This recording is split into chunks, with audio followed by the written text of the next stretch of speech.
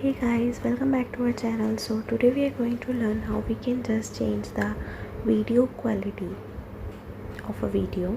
So it is pretty quick and easy. Let's get started without wasting our time. So how we can just change the video quality.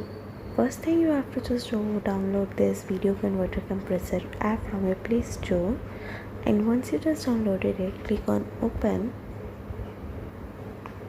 and just click on the cross button which is present on the right side, and after that you have to just see after that you are just seeing that there is a red button with a video converter.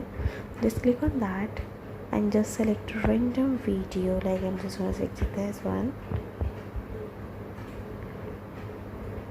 and here you can see that the resolution is 1072p. You have to just improve it to the 108p.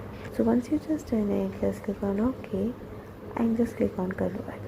Once you click on the convert, the video will be converted to a high quality.